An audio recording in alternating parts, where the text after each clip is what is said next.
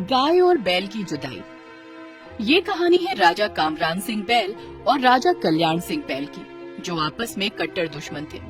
दोनों राजा अपने अपने राज्य में कुछ खास अच्छे नहीं थे। हमेशा उनकी प्रजा को दोनों राजाओं से शिकायत रहती थी। इन दोनों की दुश्मनी के कारण सालों से उनकी प्रजा भूख से मर रही थी। एक तरफ राजा कल्याण सिंह बैल का राज्य था और दूसरी तरफ राजा कामरान सिंह बैल का राज्य, और दोनों के राज्यों के बीच में एक नदी थी, जिसके पानी के लिए दोनों हमेशा लड़ा करते थे। ये नदी उन दोनों की दुश्मनी का कारण थी। राजा कल्याण सिंह बैल कहता कि नदी मेरी है और राजा कामरान सिंह बैल कहता कि नदी उसकी है। लेकिन सालों से दोनों की लड़ाई के चलते वो नदी किसी की भी नहीं हो सकी थी। दोनों के राज्यों में खेत बिना पानी के सूखे से बंजर पड़े थे। राशन और अनाज का एक दाना भी नहीं था, जिस वजह से दोनों की प्रजा को अपने अपने राजाओं से हमेशा शिकायत रहती है। राजा जी, पूरी प्रजा अनाज और पानी के बिना मर रही है। आप हमारे राजा हैं, अब आपको ही इस बात का हल निकालना होगा। अगर ऐसा ही चलता रहा तो धीरे धीरे करके आपकी प्रजा मर जाएगी। और तुम क्या कहना चाहते हो कि मैं जाकर उस कामरान सिंह के आगे झुक जाऊं? जितना मिल रहा है उतने में तुम्हारा गुजारा नहीं हो रहा है, जो चले आओ यहाँ मुंह उठा के। नहीं राजा जी, मेरे कहने का वो मतलब नहीं था। दूसरी तरफ राजा कामरान सिंह बैल से भी उसकी प्रजा इस बारे में शिकायत कर रही थी और बगावत पर आ गई थी। अब तुम क्या मुझसे बगावत पर आ जाओगे? एक एक की गर्दन कटवा के फेंकवा दूंगा। तुम जैसी नीच प्रजा के लिए अब मैं क्या उस कल्याण सिंह के आगे झुक जाऊं? ऐसा कभी नहीं होगा।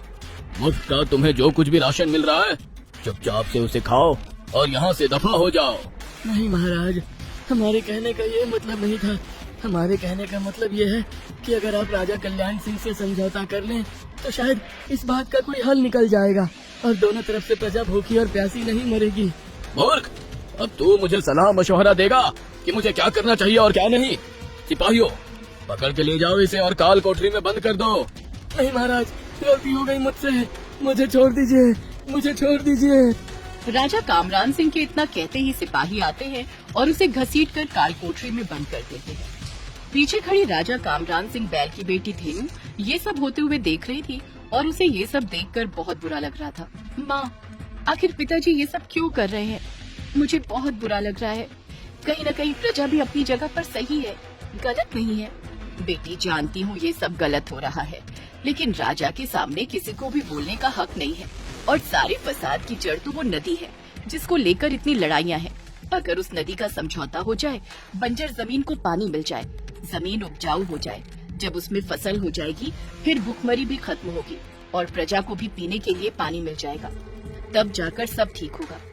लेकिन ये तभी मुमकिन होगा जब दोनों राजाओं की दुश्मनी खत्म हो जाएगी। इनकी कट्टर दुश्मनी ने एक दिन सबको ले डूबना है। धेनु कुछ सोच में पड़ जाती है और सोचती है कि अब उस नदी को देखने वो जरूर जाएगी। फिर एक दिन की बात है, धेनु अपनी सहेली के साथ नदी देखने जाती है और नदी देखकर बहुत हैरान रह जाती है, क्योंकि नदी और नदी का बहता पानी इतना खूबसूरत था कि वो देखकर ही उसमें खो जाती है। हाय, कितनी सुंदर नदी है और इसका बहता हुआ पानी, मन करता है बस इसको देखते ही रहो।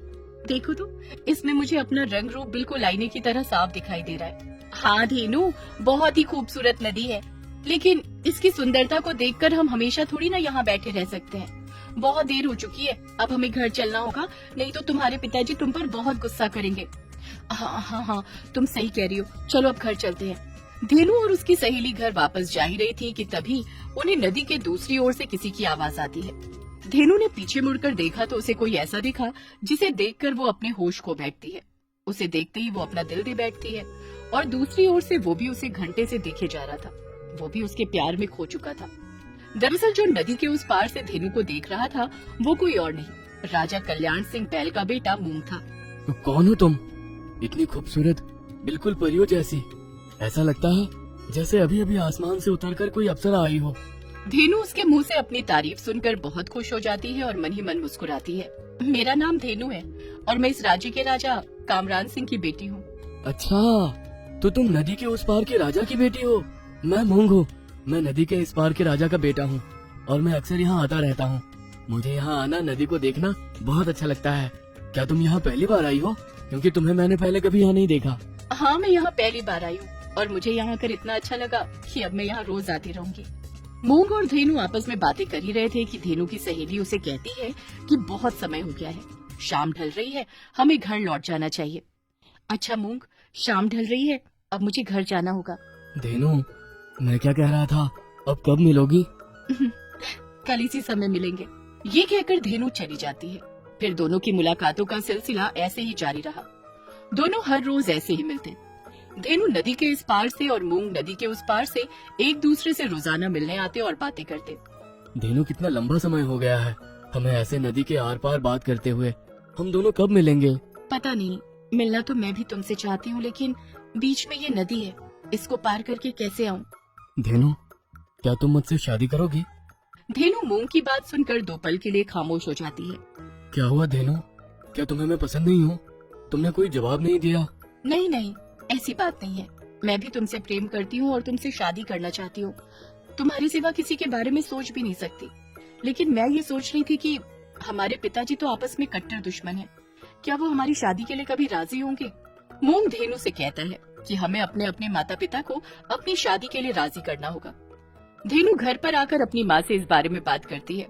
जब उसकी माँ ये सब सुनती है तो सुनकर बहुत घबरा जाती है। ये तुम क्या कह रही हो बेटी? ये शब्द अपने जुबान पर फिर कभी मत लाना। शुक्र है कि ये बात सिर्फ मुझे बताई है तुमने, और किसी को नहीं। अगर तुम्हारे पिताजी को पता चल गया तो वो ना जाने क्या कर देंगे। तुम जानती नहीं हो कि तुम्हारे पिताजी और राजा कल्याण सिंह के बीच में कितनी कट्टर दुश्मनी है। भूल जाओ मूंग से शादी का ख्याल।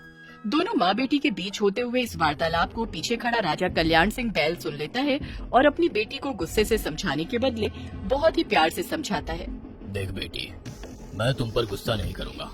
तुम्हें बड़े ही प्यार से समझा रहा हूँ।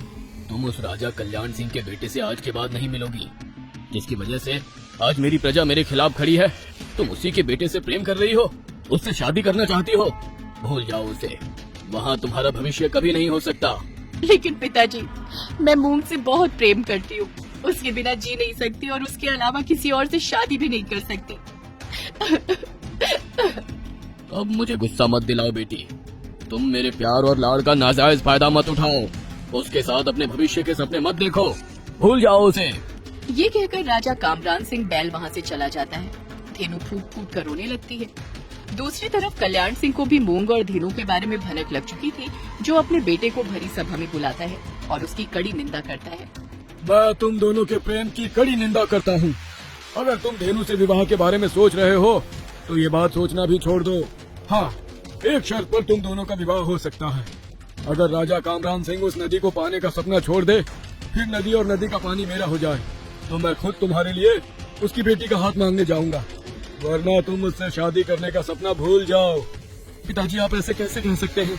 दो प्यार करने वालों को अलग कैसे कर सकते हैं? मैं धेनु के बिना जिंदा नहीं रह सकता। मैं उससे बहुत प्रेम करता हूँ। उस नदी के लिए उस पार की प्रजा और इस पार की प्रजा की आज तक बहुत सी बलियां चढ़ी हैं। अगर तुम दोनों की बलि भी चढ़ जाएगी तो कोई गम नहीं है। मैं तुम्हें आखिरी चेतावनी दे रहा हूँ, भूल जाओ धेनु को। धेनु अब आखिरी बार मूंग से मिलना चाहती थी। धेनु, क्या तुम भी सबकी बातों में आकर मुझे भुला दोगी? मूंग, भूल जाओ मुझे, क्योंकि हम दोनों का विवाह मुमकिन नहीं है। दोनों राज्यों के बीच में जंग छिड़ जाएगी। हम दोनों जंग का कारण बने, मैं नहीं चाहती। आज मैं तुमसे आखिरी बार मिलने आई हूँ, भूल जाओ मुझे। जा रही हूँ और आज के बाद मैं तुमसे कभी नहीं मिलूंगी। रुको धेनु, तुम ऐसे कैसे छोड़कर जा सकती हो? हम दोनों तो आज तक कभी मिले भी नहीं हैं। सोचो, हम दोनों का प्रेम कितना पवित्र है। हमेशा तुम नदी के उस पार से मुझसे बातें करती हो और मैं नदी के इस पार से। ये नदी हमारे प्रेम की साक्षी है और मुझे पूरा यकीन है कि हम दोनों कभी अलग नहीं होंगे। अगर तुम मेरी बात मानोगी तो हम दोनों कभी अलग नहीं होंगे।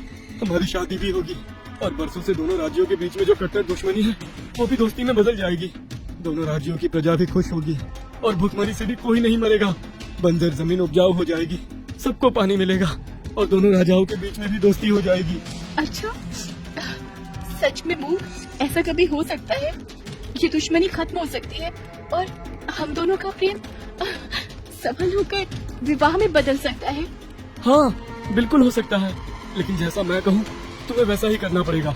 दोस्तों, इस कहानी में आगे क्या होगा ये हम आपको इसके अगले भाग में दिखाएंगे।